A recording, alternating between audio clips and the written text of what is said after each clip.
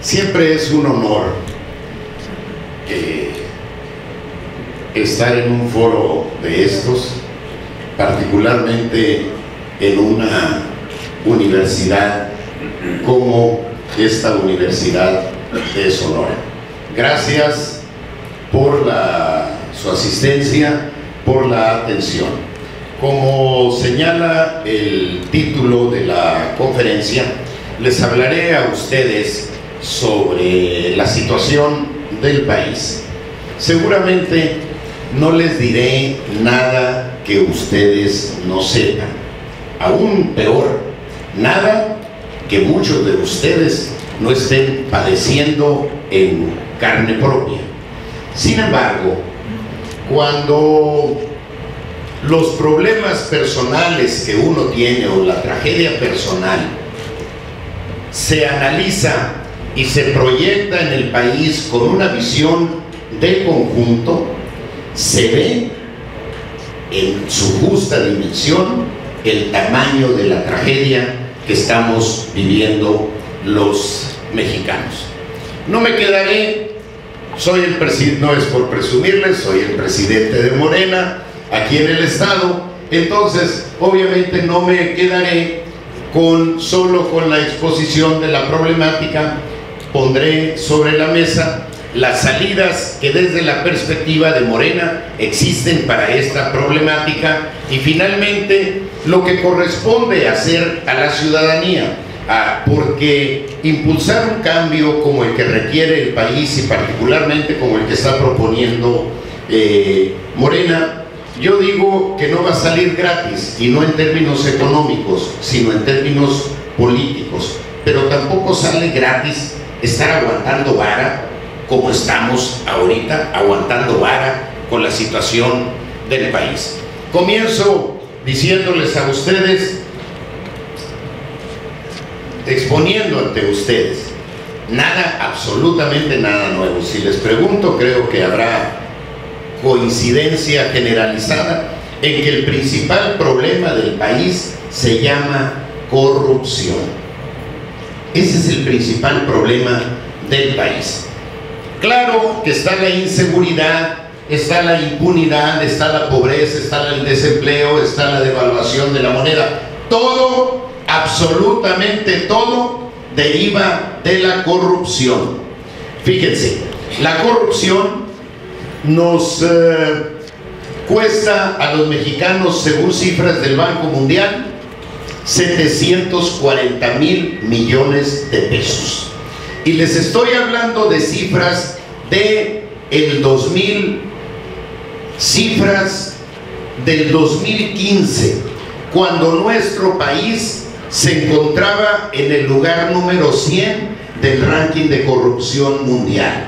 ¿Por qué les doy las cifras del 2015? Porque no han salido las del 2016 en términos de costos, la cuantificación de la corrupción, pero ya salieron los datos de Transparencia Internacional sobre corrupción y nos informan que nuestro país se encuentra ahora en el lugar 123 de 175 países evaluados. Comprenderán ustedes que es un esfuerzo titánico pasar del lugar 123 al 124, al 125. ¿Por qué? Porque ya topamos con el techo y nos estamos codeando con los países más corruptos del mundo. ¿Y cuáles son esos países? Los países que prácticamente no tienen Estado, que no tienen gobierno, que están en guerra civil. Y aún comparándonos con algunos que están en guerra civil, los niveles de corrupción de nuestro país son mayores. Pero fíjense ustedes que dentro de la corrupción, que es el principal problema, tenemos otro. Dentro de la corrupción, el principal problema se llama corrupción presidencial. Si no resolvemos, si no logramos llevar a la presidencia de la República a un hombre o a una mujer honestos, no tendremos posibilidades de resolver el principal problema de México, que se llama corrupción. Y aquí, sin ánimo de manipular, sin ánimo propagandístico, simple y sencillamente como un dato producto del análisis más elemental, con independencia de filias y fobias políticas o ideológicas, si ustedes analizan el panorama nacional con frialdad y revisan la trayectoria de quienes han expresado aspiraciones presidenciales, van a coincidir que el único que nos garantiza autoridad moral, que es imprescindible para combatir la corrupción en la presidencia de la República, se llama López Obrador. ¿Por qué? Porque ya fue exitoso en el combate a la corrupción en el gobierno en la Ciudad de México, y gracias a los ahorros de la corrupción se impulsó un programa de fuerte contenido social y se construyeron los segundos pisos. Esa es la razón que explica que en la Ciudad de México, de todos los segundos pisos que hay, aún y cuando en aquel tiempo le llamaron mesiánico y mil cosas más, los únicos segundos pisos cuyo uso no se paga son los que construyó Andrés Manuel. Marcelo Ebrard construyó muchos segundos pisos, pero son muy caros, es muy cara su utilización. Y Peña Nieto construyó dobles segundos pisos, pero son doblemente caros el uso de esos servicios, precisamente porque no fueron producto de un ahorro. Pero regreso al tema. El segundo problema, gran problema en el país, se llama impunidad, que deriva a su vez del primero. Hay cifras, las más alentadoras nos dicen que de cada 100 delitos que se cometen en el país, solo se denuncian 50. Esas son las cifras alentadoras. Y de esos 50, solamente 2 terminan en sentencia o absolutoria o condenatoria.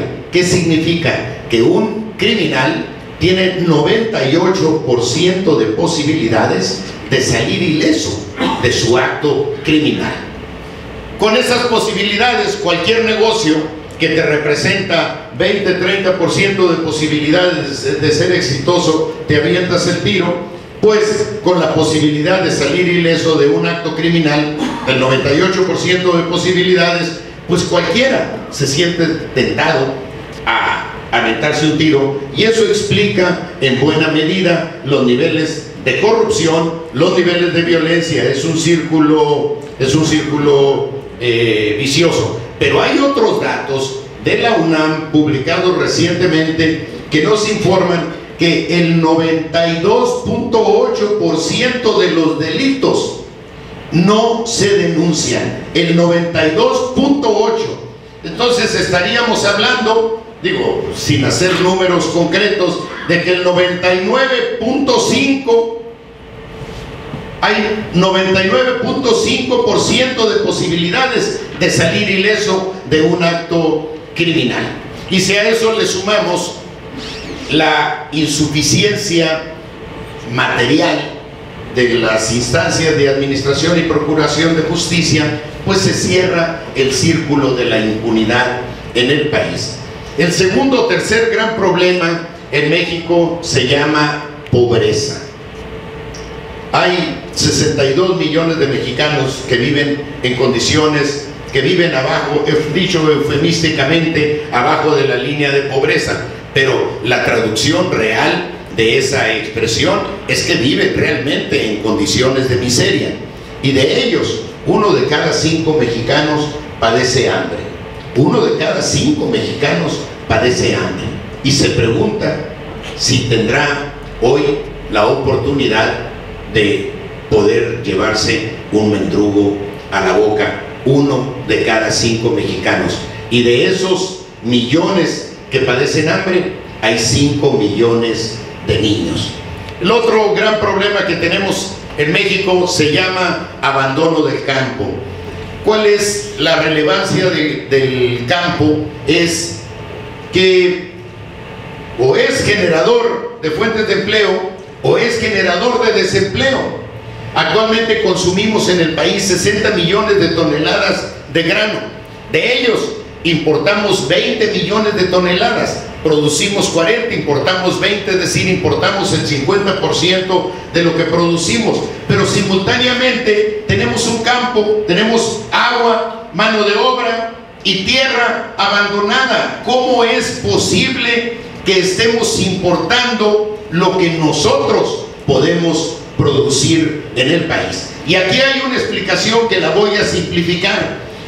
Todos los países subsidian su agricultura. El único que no lo está haciendo con suficiencia es México. Y en el caso de México, cuando proponemos algún subsidio para la agricultura, comunista, socialista, Chávez, ¿van a convertir al país en Venezuela? No, es simple y sencillamente poner a nuestros productores en condiciones equiparables de competencia con los norteamericanos, por ejemplo, que es una agricultura altamente subsidiada. Voy a terminar porque me puedo ir con estos números y parece que soy portador de malas noticias, nada más lejos de eso, pero los números no mienten, y además no estoy utilizando cifras de Morena porque ya luego dicen que somos muy exagerados. Nada, estoy utilizando cifras del Banco Mundial, cifras del INEGI, cifras del Banco de México, del Fondo Monetario Internacional, de Transparencia Internacional, es decir, de organismos sumamente acreditados en materia estadística. Paso al tema de la salud. Hay 43 millones de mexicanos que no tienen acceso a medicamentos ni a servicio de salud alguno. Imagínense la tragedia de un padre que ve a su hijo morir sin posibilidades de darle atención médica. Y aquí estoy excluyendo de estos 43 millones a quienes cuentan con el seguro popular, que como dice Andrés Manuel, ni es seguro ni es popular. Dios no quiera que alguien tenga necesidad de echar mano del seguro popular, porque lamentablemente no lo va a sacar de ningún apuro. Y finalmente el tema de la educación. Hay 7,5 millones de jóvenes entre 18 y 24 años, los famosos ninis, que ni estudian ni trabajan, pero comen, y algunos de ellos para comer delinquen. Ven en la criminalidad la única opción de sobrevivencia económica. Y finalmente la economía. ¿Qué les puedo decir de la economía? Que es una economía que tiene un crecimiento insuficiente y además excluyente porque son muy pocos los beneficiarios de la producción, de la generación de riqueza en el país. ¿Qué les puedo decir de la economía que no lo refleje la cifra de 12 millones de desempleados, de una devaluación de casi 65-70% en el transcurso de los primeros 4 años del gobierno de Peña Nieto? No obstante que la propaganda, a través de esta habilitada como doctora en economía, Andrea Legarreta, pretenden convencernos de que gracias a Dios existe, gracias, y se prueba en la devaluación, porque debido a la devaluación ganamos capacidad de exportación. Eso es cierto, pero eso es solo uno de los impactos que tiene la devaluación. Y aquí termino diciéndoles, podría dar muchas cifras adicionales que muestran la situación del país. Sin embargo, la voy a dejar de ese tamaño. Podrán decir que hay cosas buenas que reconocer, pero francamente no creo que sea este el foro para venir a ponderar uno que otro eventual acierto que tenga el gobierno mexicano. Ahora, ¿qué proponemos en Morena? Si me dan 5 minutitos más, sí, claro, doctor, sí, ¿aguanta para 5 minutos más? Sí, sí. Miren, ¿qué propone Morena? Proponemos combatir a fondo la corrupción, no a medias. Cero corrupción, para liberar 740,000 millones de pesos. Dice el Banco Mundial que si combatimos razonablemente la corrupción, podemos eficientar o incrementar la eficacia del gasto en 15%. Si el presupuesto son alrededor de 5 billones de pesos, el 15% son alrededor, millones más, millones menos, 740,000 millones de pesos. Dice también el Banco Mundial que si impulsamos un programa razonable de austeridad, podemos incrementar la eficacia del gasto en un equivalente de 6.5%, que es igual, alcanza alrededor de 350,000, 357,000 millones de pesos. Hay todavía una vertiente que representa un ahorro fundamental que no estamos metiendo en el paquete que nosotros queremos armar para financiar los programas de desarrollo y de combate a la pobreza, que hay en la vertiente de los privilegios fiscales que representan en el país 563,000 millones de pesos. De las 462 empresas más grandes del país, pagan solo el 1.78% de impuestos sobre la renta. Cualquier empresario de aquí paga el 30-35%, pues las más grandes, 462 más grandes empresas, pagan en promedio 1.78%. Y esto, traducido en privilegios fiscales, significa que la hacienda pública deja de recibir al año 563,000 millones de pesos. Esos 563 y otros rubros que pueden considerarse ahorros para eficientar el gasto y reorientarlo a prioridades como el combate a la pobreza, no los voy a meter. Nada más voy a poner los 740,000 del combate a la corrupción. Yo sé que algunos se preguntarán, ¿y cómo le van a hacer para...? Pues ahorita se los platicaré. 740,000 más 357,000 millones, vamos a hacer una bolsa de alrededor de 1 billón de pesos que proponemos partir en 5 bloques presupuestales. El primero de ellos va a ser para combatir la pobreza y va a ser un mecanismo de redistribución de la riqueza, particularmente para los más necesitados, por vía de garantizar pensión universal para los adultos mayores. Actualmente reciben 1,160 pesos cada 2 meses y nada más lo reciben 5,5 millones de adultos mayores, fundamentalmente por razones políticas, porque eres priista o no eres priista, porque eres panista o no eres panista. No, va a ser una pensión universal que va a beneficiar a los 10,5 millones de adultos mayores que existen en el país, y además se va a duplicar. En lugar de 1,160 pesos, va a ser cada 2 meses, van a ser 1,160 pesos mensuales. Y esto es, entre otras razones, lo que da lugar a que digan: Chávez, socialista, nos vamos a colombianizar, venezualizar, yo no sé,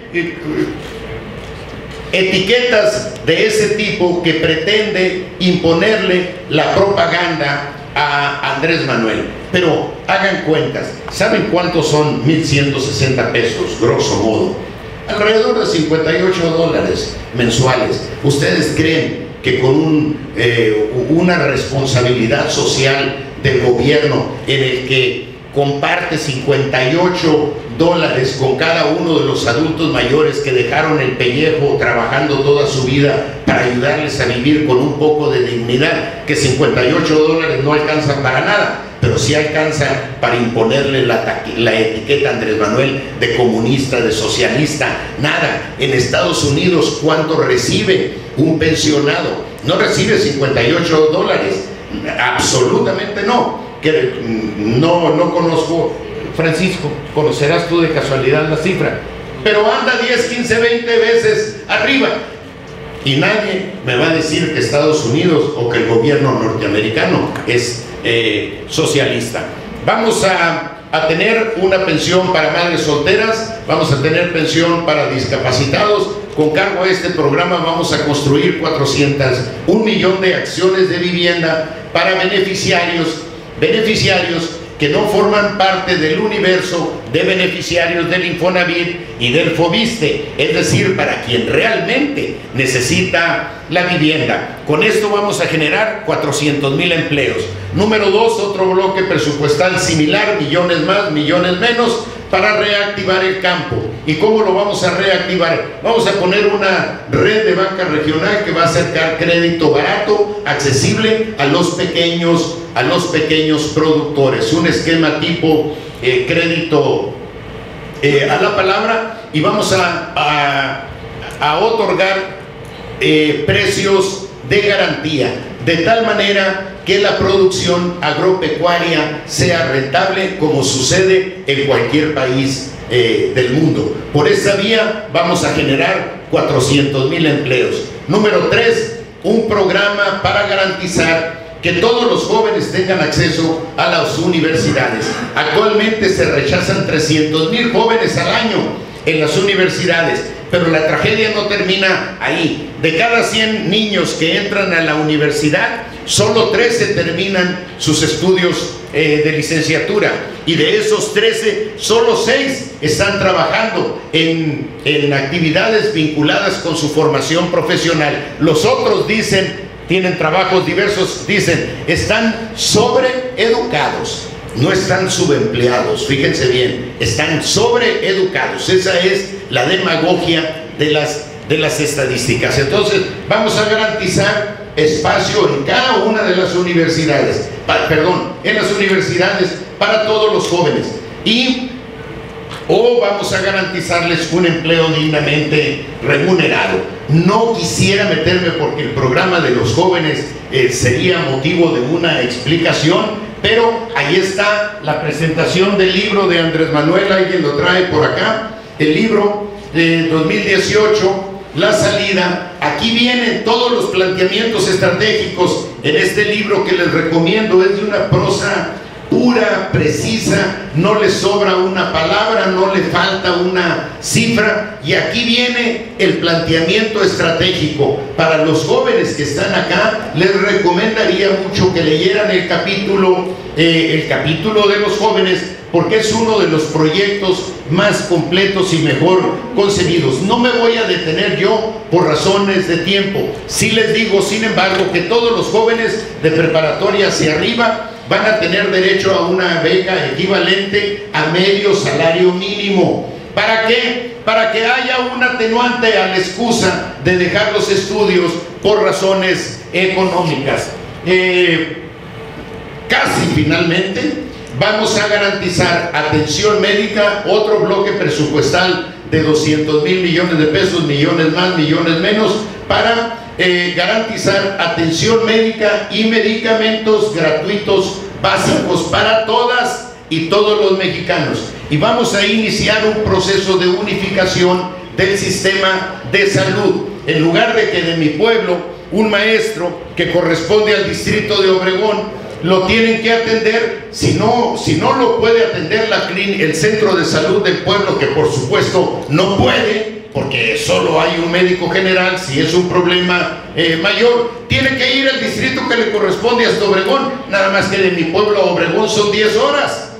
Entonces vamos a unificar para que la atención médica la otorgue el centro de salud, la clínica o el hospital, según sea la naturaleza del problema, más cercano a la persona que demanda el servicio. Y finalmente, un bloque de 220,000 millones de pesos para impulsar la economía. Lo vamos a hacer como lo hizo Roosevelt en la época de la crisis de la depresión en Estados Unidos, con recursos públicos, pero recursos públicos que van a provenir de ahorros de ahorros en el combate a la corrupción y de ahorros del programa de austeridad. Es decir, no productos, no recursos inflacionarios, se van a destinar a la construcción, fundamentalmente porque la construcción tiene un efecto multiplicador.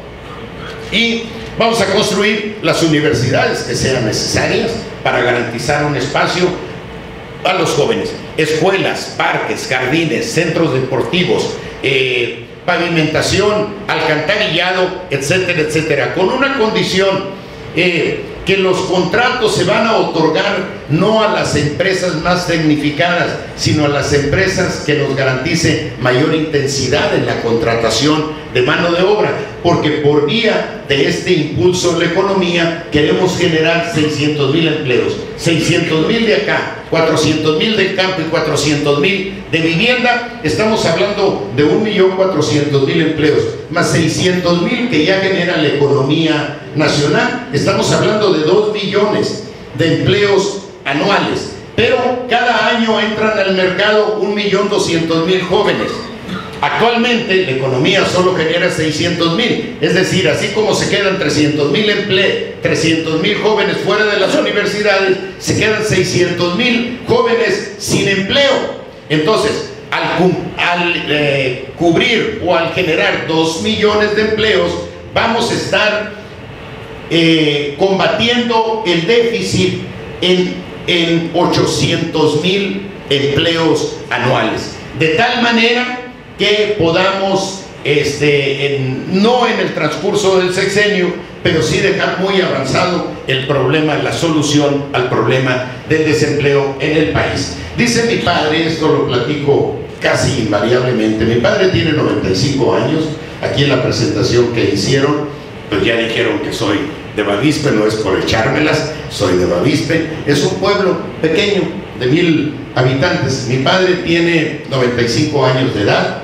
vive en el pueblo, siembra, etcétera, etcétera, y terminó solo tercer año de primaria, pero con esa sabiduría que da la vida, la edad y el tiempo para la reflexión que te permite la vida reposada de los pueblos, me dice mi padre: oye, Alfonso, yo creo que pueden ganar, dice, pero yo veo difícil que les entreguen el mando, que les entreguen el poder a estos cabrones. Dice, es como quitarle una mazorca a un coche a garrotazos. Pues no les vamos a quitar el poder a garrotazos, lo vamos a quitar con organización y con votos, y esa es la parte que le toca a la ciudadanía. Si no arrasamos el 2018, vendrá el litigio electoral. Si no construimos una organización que nos dé capacidad para representar a cada uno, a nuestro partido en cada una de las casillas, podremos estar expuestos a sufrir de nuevo el fraude del 2006, el fraude del 2012. Si no tenemos organización, dado que no tenemos acceso a los medios de comunicación, no tendremos capacidad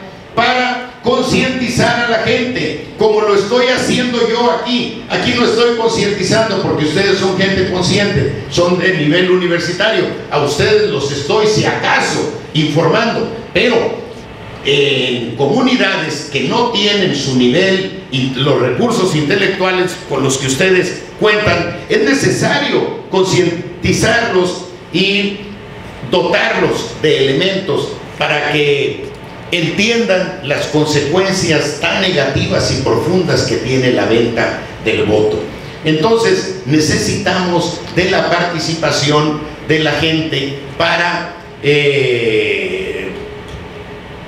promover el voto, para defender el voto, para concientizar y también en su momento para integrar el gobierno, porque los integrantes del futuro gobierno saldrán de aquella base que haya participado activamente en la construcción del triunfo. Contradiciendo a mi padre, no obstante la sabiduría que le da la edad, yo creo que podemos recordar que en la historia ha habido muchas luchas para impulsar cambios realmente revolucionarios como el que nos proponemos a partir del 2018. Y en esas luchas, cuando el pueblo se ha propuesto de manera unida, ha enfrentado al poder de manera unida, invariablemente la lucha, la victoria ha sido del pueblo, y esta no será la excepción. Gracias a todos por su atención.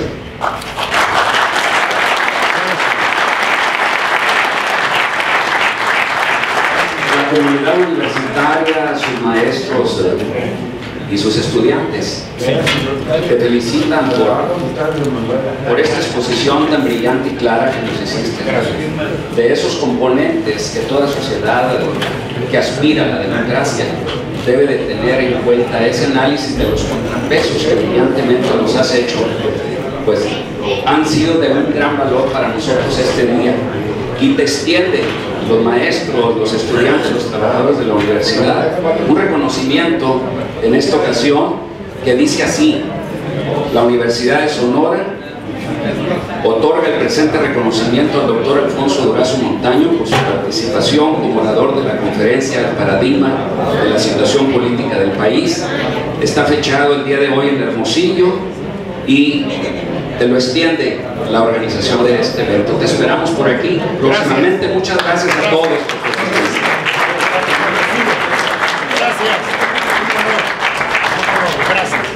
Gracias a todos. Gracias. Gracias.